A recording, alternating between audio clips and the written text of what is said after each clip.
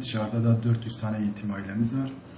Bunu kişi sayısına tekabül ettiğinde ise 1287 aile ediyor.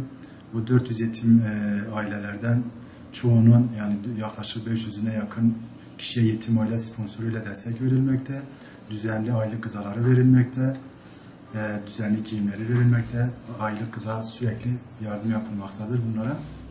Ve buna sık sık ziyaretlerine gidilmektedir yetim ailelerimizin. Şu anda ise çalışmalarımız devam ediyor. Şimdi genelde bizim burada kalan yetim ailelerimiz kiracı oldukları için depremden sonra ev sahipleri tarafından evden çıkarılmış. Gidecek yerleri yok. Bize gittik, bunları getirdik, konteyner kentimize yerleştirdik. Yaklaşık burada 30-35 civarında yetim ailemiz bulunmakta.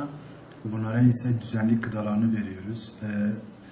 Çalışacak çocukları olmadıklarından dolayı da düzenli çocuklarına yetim aile sponsoruyla destek verilmekte. Yani burada kişi sayısı bir kişi başına 90 lira demek. Bir ailede 6 kişi varsa 540 lira ediyor.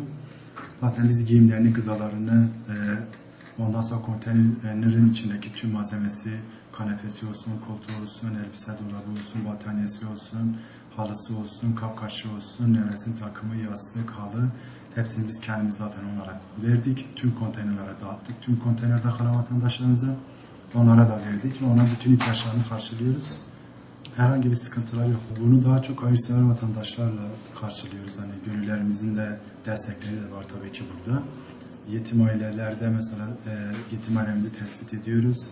Bunu vakfa gönderiyoruz. Vakıfta bunları sponsor aile buluyor. Ve böylelikle bu öğrencilere artık aylık 90 lira kendi hesaplarına yatırılıyor.